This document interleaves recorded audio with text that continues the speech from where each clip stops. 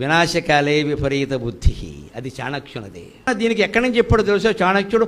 ఆశ్చర్యకరంగా మనమంతా గౌరవించేటువంటి ఒక మహాసాధ్వీమని పేరు చెప్పి ఆవిడ జీవితం ఏమైందో ఆలోచించండి, మీ జీవితాలు కూడా ఆలోచించుకోండి అన్నాడు. నిర్మిత కేన దృష్టపూర్వం, రామాయణంలోకి వెళ్ళాడు చాణక్యుడు దాన్ని చెప్పడం కోసం. నిర్మిత కేన దృష్టపూర్వం నచశ్రుతం హేమమయ కురంగక, నచశ్రుతం హేమమయ కురంగక, తథాపి తృష్ణా జనకాత్మజాయాక, తథాపి తృష్ణా జనకాత్మజాయాక, వినాశకాలే విపరీత బుద్ధి, వినాశకాలే విపరీత బుద్ధి. ఎంత తెలివైన వాళ్ళైనా గోతులో పడిపోతాడు. సీతారాములు ఉదాహరణ చెప్పాడండి ఆశ్చర్యకరంగా. వినాశకాలే విపరీత బుద్ధి అనేది మనం దుర్యోధనుడికో రావణాసుడికో వాడతాం, ఆయన సీతారాములకు వాడాడు. బంగారు లేడా ఉంటుందండి ఎక్కడైనా ప్రపంచంలో? బంగారు లేడు ఉంటుందా? ఆవిడ చిన్నపిల్ల, జనక మహారాజు దగ్గర పెరగల, జనక మహారాజు మహాయోగి కాదా, రామచంద్రుడికి భార్య కాదా, అత్తారిల్లేటువంటిది పుట్టిల్లేటువంటిది, ఆవిడ చదువులు క్షత్రియ కన్య, క్షత్రియ కన్యలకు యుద్ధ విద్యలు నేర్పేవారు ఆ రోజుల్లో. బంగారు లేడీస్ ప్రపంచంలో ఎక్కడా ఉండదని తెలియదండి. అదే చెబుతున్నాడు. నదర్శితం, ఎవరూ చూడలేదు. నిర్మిత కేన, ఎవడూ పూర్వం ఎప్పుడు సృష్టిలో బంగారు జింక ఉన్నది ఏ పురాణాల్లో కూడా చదవలేదు, ఎవరూ చూడలేదు కదా. నదృష్టపూర్వం, ఇంతకుముందు ఎవరూ చూడలేదు. అలాగే నచశ్రుతం, ఎవరు కనీసం వినలేదు కూడా, ఎక్కడో ఆఫ్రికాలో ఉందిట అని కూడా వినలేదండి. బంగారు లేడి పుట్టలేదు, ఎవరూ చూడలేదు, ఎక్కడ వినలేదు. హేమమయ కురంగ, కానీ తథాపి తృష్ణా జనకాత్మజాయాక, మాయలేడిని చూడగానే, దాని మచ్చల్ని చూడగానే అవి బంగారపు రంగులో మెరిసిపోతుంటే బంగారు లేడి బంగారు లేడి బంగారు లేడినా ఎంత తోమేసిందంటే రామచంద్రమూర్తిని. ఇక మామూలుగా కాదండి, రామాయణం వాల్మీకి రామాయణం చదివినా, విశ్వనాథ వారి కల్పవృక్షం చదివినా తెలుస్తుంది. కోరిక ఒకటి మనస్సులో పుట్టగానే ఏమనిపిస్తుంది? ఆవిడ ఏమని తెలుసా? ఆ బంగారు లేడు తెచ్చి ఆశ్రమం పర్ణశాల ముందు పెడితే ఇంకా దీపాలు అక్కర్లేదు, ఊరిగా చచ్చిపోతున్నాయి. ఈ నూనెలో దీపాలు వేయలేక, నూనె పోయలేక నా నడుము పడిపోతుంది. అంటే మనకు కోరిక మనస్సులో కలిగింది అంటే భర్తను కానీ, భార్యను కానీ, పిల్లల్ని కానీ, తల్లిదండ్రులను కానీ ఇలా వేపుకు తింటామమ్మా, అది తీరే వరకు. అది అక్కడికి లక్ష్మణుడు చెప్పా అమ్మా, నాకు తల్లి లాంటి దానివి నేను చెబుతున్నాను వినమ్మా, బంగారు లేడు ఉండదు తల్లి సృష్టిలో, నువ్వు ఎందుకు ఆలోచించలేకపోతున్నావు? ఇది రాక్షసుల మాయ అనడానికి కూడా ఏం చెప్పాడో తెలుసా? మారీచుడు ఆ రూపం ధరించాడు, అందరికీ తెలుసు రామాయణం కథ. కామరూపం ధరించిన వాళ్ళు ఎప్పుడూ 4 సందర్భాల్లో బయటపడిపోతారు. 4 సందర్భాల్లో అసలు రూపం వచ్చేస్తుంది వాళ్ళకి. ఇష్టం వచ్చిన రూపం ధరిస్తారు మన పురాణాల్లో రాక్షసులు, దేవతలు కూడా. కానీ వాళ్ళు 4 సందర్భాల్లో నిజ రూపాన్ని పొందుతారు. ఎప్పుడంటే భోజనం చేసేటప్పుడు, పడుకున్నప్పుడు, చనిపోయినప్పుడు, దాంపత్య బంధంలో ఉన్నప్పుడు. ఈ 4 దశల్లో ఖచ్చితంగా నిజ రూపానికి రావాల్సింది. ఆ మాయలేడు ఏం చేస్తుంది? గడ్డి తింటున్నట్టు నటిస్తుంది కానీ నిజంగా తినడం లేదు. నిజంగా తింటే మారీచుడు బయటపడతాడు, లేడు ఉండదు అక్కడ. అది శాస్త్రం. అందుకే మీకు మాయాబజార్ సినిమాలో కేవీ రెడ్డి మహానుభావుడు, దర్శకుడు, శాస్త్రం తెలిసినవాడు, వ్యవాక భోజనంబు వింతైన వంటకంబు అని లడ్డూలు తినే సమయంలో నేరుగా ఎస్వి రంగారావునే పెట్టాడు, సావిత్రిని పెట్టలేదు. That was Indian movie. శాస్త్రజ్ఞానం తెలిసిన దర్శకుడు అలా చేస్తాడు. ఎవడన్నా పండితులు చూస్తే ఆక్షేపిస్తారు.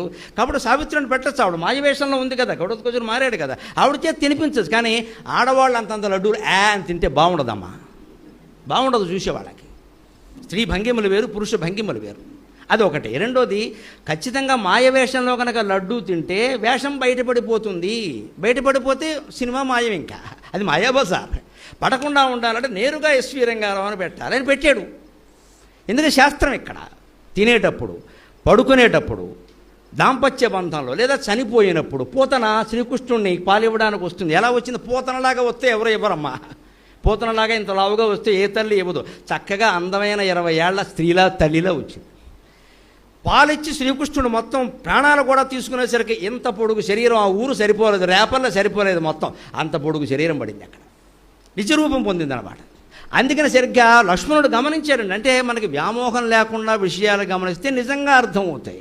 కోరిక పెంచుకోకుండా మీరు వస్తువుని గమనించండి, అర్థమవుతుంది. ఏదో కొనుక్కుందామని వెళ్ళారు, అది కొని తీరాలనే పట్టుదలతో వెళ్ళకండి. షాపింగ్కి వెడితే బాగుంటే కొందాం, లేదని వెళ్ళండి. అప్పుడు దాన్ని ఖచ్చితంగా చూస్తారు, ఇలా మనుతుందా అంటారు, బాగుంటారు, పోలికలు పోలుస్తారు ఖచ్చితంగా. అప్పుడు మీరు నిర్ణయించుకొని ఏమైనా సరే కొనాలి. ఇవాళ మంగళవారం మంచిది, అక్షతది, బంగారం కొని తీరాలంటే మోసపోవడం ఖాయం. అజ్ఞానం. అక్షత ఈనాడు బంగారం కొనడం సంప్రదాయం కాదు. అక్షత ఈనాడు బంగారం దానం చేయాలి. అది ఎవడు చెప్పడు. కొనంటే బంగారం షాపుల వాళ్ళు బాగుపడతారు. అక్షత ఈనాడు బంగారం దానం చేయాలి, కొండమేటంటే దరిద్రం ఏ పురాణంలో లేదు, కొనమని దానం చేయమని ఉంది. మొత్తం మార్చేశారు, మొత్తం మార్కెటింగ్ అయిపోయింది. ఎందుకని ఈ వ్యామోహం వల్ల మనం కొనితీరాలి అనడం వల్ల వాళ్ళు రేటు పెంచినా కొంటున్నామా లేదా, ఆఫర్లు ఇచ్చినా మోసపోతున్నామా లేదా. ఈ ఆఫర్లకి మోసపోకుండా ఉండాలి అంటే సీతాదేవి కథ వినమన్నాడు చాణక్యుడు. తథాపి తృష్ణా జనకాత్మజాయా, ఆయలేడి సృష్టిలో లేదా, ఎప్పుడూ చూడలేదా, ఎప్పుడూ వినలేదా, అయినా ఉంది అని సీతాదేవి మోజులో పడిందా, ఆ మోజులో రాముడు కూడా పడ్డాడా. మీ వదిన అడక్కడక్క ఒక కోరిక కోరిందయా, ఇదా కోరిక, ఏమనుకోకయా. లక్ష్మణుని ఇద్దరు నోరు మూయించేసి వెళ్ళిపోతే తర్వాత కథ ఏమైందమ్మా, అంత మహాసాధ్వి జీవితం 5 నిమిషాల్లో రీల్ తిరిగిపోయింది, జీవితం మారిపోయింది, రావణాసురుడు చేతుల్లో పడిపోయింది, ఏడాది వరకు మళ్ళీ దిక్కు దివాణము లేదే. ఇంత ఆపద రావడానికి కారణం ఆవిడ బుద్ధా కాదా. మనకు కూడా సైబర్ మోసాలు జరుగుతున్నాయంటే మనం చాలా మంది చేసే పొరపాటు ఏమిటి, ఓటీపీ చెప్పేస్తాం. వాడు నొక్కమన్నది క్లిక్ చేయమంటాడు, క్లిక్ చేసి అతను క్లిక్ చేయక వదిలేయి. ఎలా ఆశిస్తున్నావు అసలు, ఇంకొక ఆలోచన చేయాలండి ఎప్పుడు అసలు ఆ డబ్బు మనకెందుకు. మీ ఫోన్కి 4 లక్షలు బహుమతి వచ్చిందని మెసేజ్ వచ్చిందండి. ఎందుకు నాకు 4 లక్షలు, నా బహుమతి ఎందుకు రావాలి, నేనేం కష్టపడలేదే, కష్టపడకుండా బహుమతి ఎలా తీసుకుంటాను నేను. ఈ ఆలోచన ఉంటే అటువంటి మోసాలకు లోను కావు. మనం కష్టపడిన చోట 10 రూపాయలు ఎక్కువ అడిగినా తప్పు లేదు, కానీ మనం కష్టపడిన దానికి సొమ్ము ఎలా ఆశిస్తామండి. అంటే మనలో లోపం ఉందా లేదు, మరి వాడు మోసం చేసేటంటే మనమే మోసం చేసుకున్నాం, మనని అత్యాశకు లోనయ్యాం, మోసపోయాం.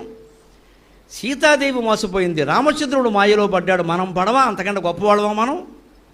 అది వినాశకాలే విపరీత బుద్ధికి, వినాశకాలే విపరీత బుద్ధి, అది చాణక్యునది.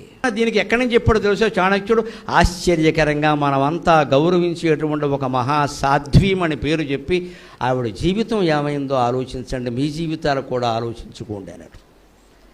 నిర్మితక్కేన నదృష్టపూర్వం, రామాయణంలోకి వెళ్ళాడు చాణక్యుడు దాన్ని చెప్పడం కోసం.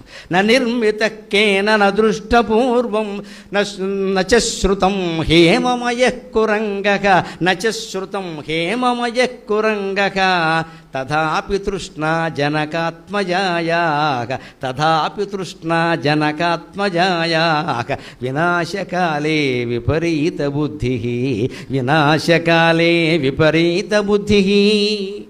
ఎంత తెలివైన వాళ్ళైనా గోతులో పడిపోతూ ఉండగా సీతారాములు ఉదాహరణ చెప్పాడండి ఆశ్చర్యకరంగా. వినాశకాలే విపరీత బుద్ధి అనేది మనం దుర్యోధనుడికో రావణాసుడికో వాడతాం, ఆయన సీతారాములకు వాడాడు. బంగారు లేడా ఉంటుందండి ఎక్కడైనా ప్రపంచంలో, బంగారు ఏడు ఉంటుందా. ఆవిడ చిన్నపిల్ల, జనక మహారాజు దగ్గర పెరగల, జనక మహారాజు మహాయోగి కాదా, రామచంద్రుడికి భార్య కాదా, అత్తారిల్లు ఎటువంటిది, పుట్టిల్లు ఎటువంటిది, ఆవిడ చదువులు క్షత్రియ కన్య, క్షత్రియ కన్యలకు యుద్ధ విద్యలు నేర్పేవారు ఆ రోజుల్లో. బంగారు లేడీస్ ప్రపంచంలో ఎక్కడా ఉండదని తెలియదండి. అదే చెబుతున్నాడు ఇక, నదర్శితం, ఎవరూ చూడలేదు, నిర్మిత కేన, ఎవడూ పూర్వం ఎప్పుడు సృష్టిలో బంగారు జింక ఉన్నది ఏ పురాణాల్లో కూడా చదవలేదు, ఎవరూ చూడలేదు కదా. నదృష్టపూర్వం, ఇంతకుముందు ఎవరూ చూడలేదు. అలాగే శృతం, ఎవరు కనీసం వినలేదు కూడా, ఎక్కడో ఆఫ్రికాలో ఉందిట అని కూడా వినలేదండి. బంగారు లేడు పుట్టలేదు, ఎవరూ చూడలేదు, ఎక్కడ వినలేదు. హేమమయ కురంగ, కానీ తథాపి తృష్ణా జనకాత్మజాయాక, మాయలేడిని చూడగానే, దాని మత్సల్ని చూడగానే అవి బంగారపు రంగులో మెరిసిపోతుండే, బంగారు లేడినా ఎంత తోమేసిందంటే రామచంద్రమూర్తిని.